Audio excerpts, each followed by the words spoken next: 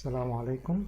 الليلة عايزين نتكلم عن إنه لو قاعدين نعرف بعض المعلومات عن موارد الجهاز، ممكن نستعمل ذاته applications.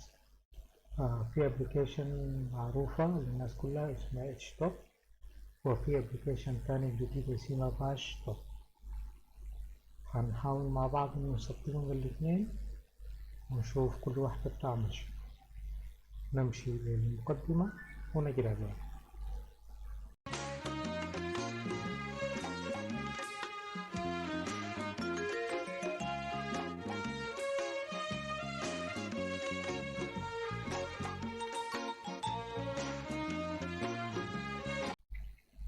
طيب، رجعنا.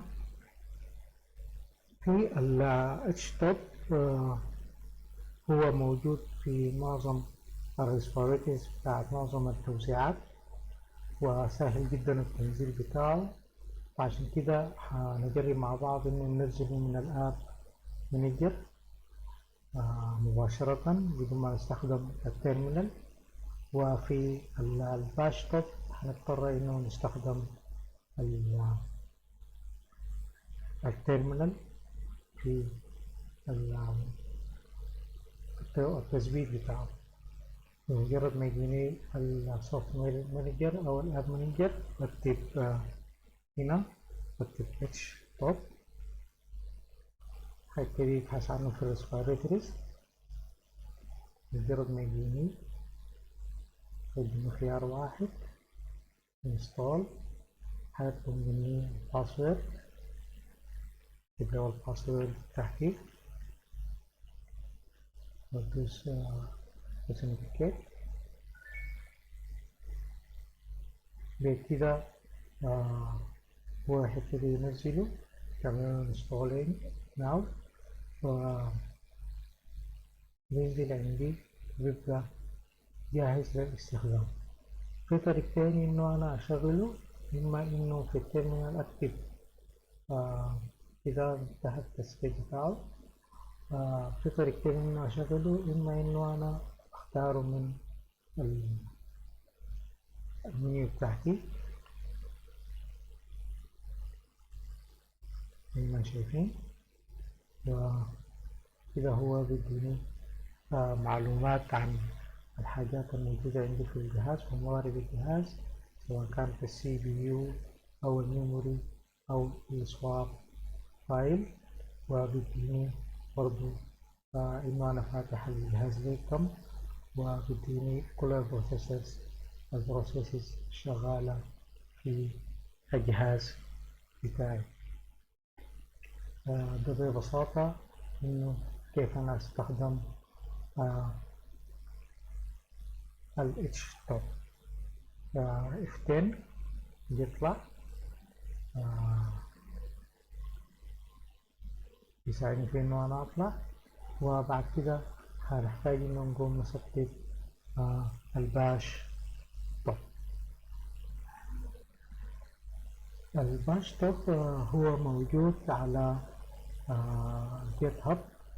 راح نضطر انه نحن نفتح جيت هاب ونكتب في السيرش بتاعنا مثلا هنا نكتب باش توب، ونختار منها الحتة بتاعت الانستول الباش توب بتاعي، وافتح الصفحة بتاعت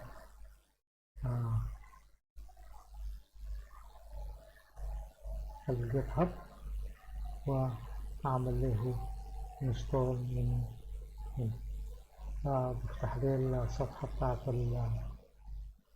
الباشتوب، ودوريني انه كيف انا كل المميزات بتاعته وكل الحاجات اللي هو بيديني عنها فكرة.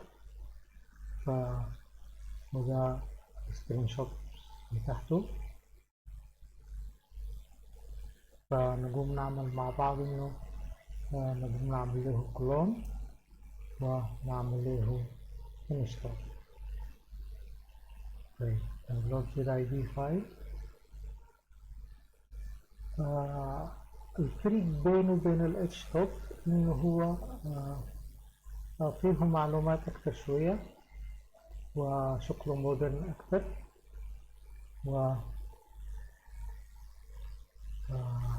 بيديني معلومات معقولة. نشوف show all downloads ونفتح الصفحة بتاعته، نفتحه في الفولدر بتاع الداونلودز، نفتح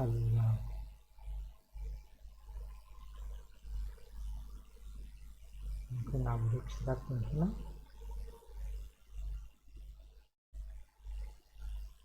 ونخش فيه.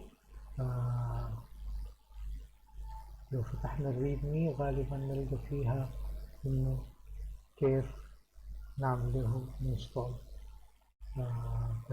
لوج description features theme update compatibility dependencies screenshots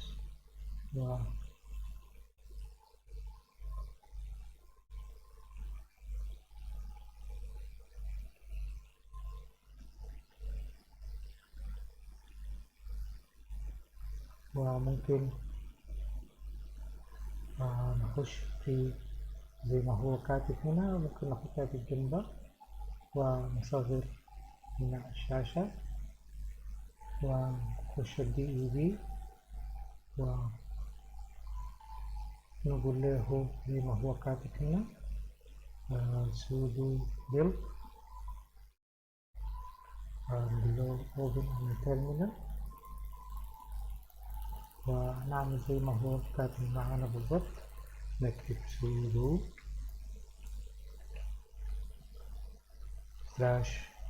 /root enter الباسورد،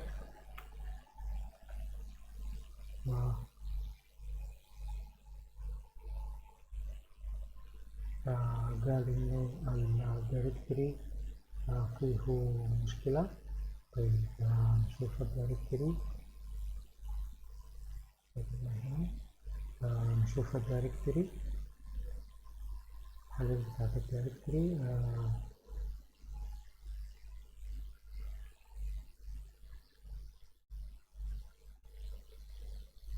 نشوف الصلاحيات، نخليها كلها create and delete.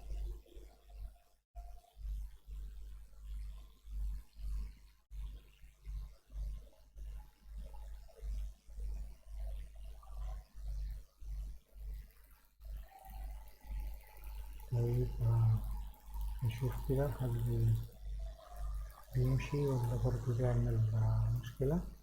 طيب نحل المشكلة.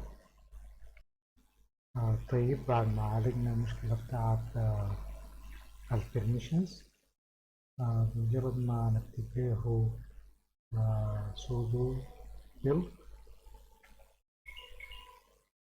يقوم بيعمل build لل DEV فايل.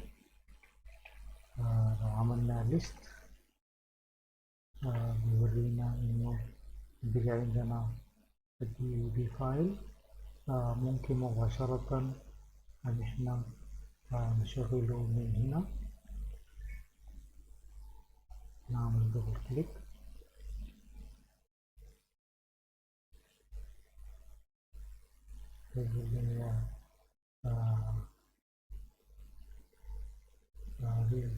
باكج، معناته هو اوريدي عمل له انستول.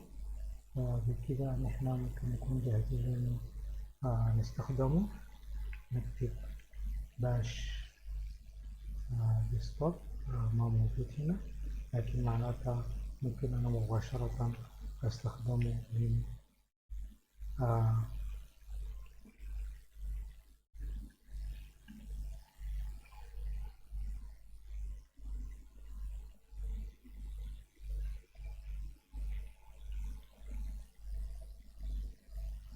ملاحظين مجرد ما كبرت الشاشة طوال يبتدي يديني معلومات، وشكل المعلومات أكثر كتير من المعلومات اللي كانت موجودة في اتشتوب، وعندها مليانة كلرز ومليانة بعض الأشياء الثانية. في بعض الحاجات الناقصة دي ممكن إنه نحن برضو نضيفها له، يعني مثلا درجة الحرارة ما موجودة، فنحن ممكن نضيفها له بإنه نضيف نعمل كليك أول حاجة، وممكن نضيف ال LM sensors. غالبا بتكون موجودة في الجهاز، لكن أنا أفتكر إنه من الأفضل إنه أنا أوريكم له على جهازي مباشرة، لأنه هنا يكون أوضح، لأنه الجهاز الوهمي طبعا ما بكون فيه درجة الحرارة، ما بكون فيه بروجيكتنج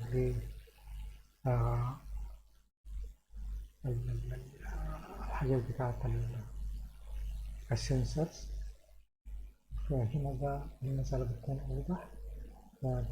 ده في جهازي أنا على الوهمي CPUs، 4 CPUs، يمكن درجة حرارة كل واحد فيهم، وكمية الضغط عليها وكمية الاستخدام بتاعها. هنا بديك الجراف بتاع الاستخدام، هنا بديك الديسكس الهارد ديسكس، وكل انواع الاستخدام بتاعه، والفري والمين هوم والهوم والميموري الاستخدام بتاعه، والكاش والسواب إلى آخره. هنا بديك الإنترنت، الاستخدام بتاع الإنترنت في اللحظة دي، التوتال داونلود من ما شغال في الجهاز حتى الآن، عدد البايتس كده. هنا البروسيسز الشغالة اللي بتعمل في كل جهاز، سواء كانت كونكي أو سواء كانت سينامون أو سواء كانت كروم إلى آخره من المعلومات. بمجرد ما تدوس في ممكن برضه في الأوبشنز تديني الكلر سكيم اللي أنا داير أحدده، أغير الكلر سكيم،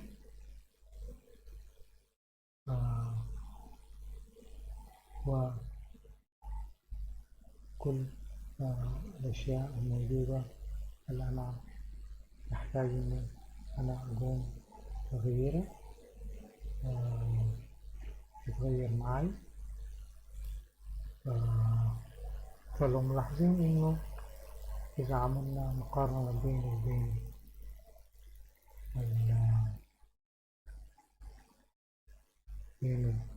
وبين الاتشتوب، يبدو إنه في فرق كبير.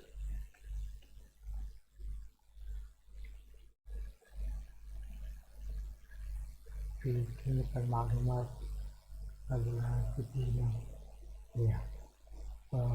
دي ببساطة كيف نقدر نثبت الاثنين مع بعض ونشوف المعلومات، ونتقابل في فيديو جاي إن شاء الله.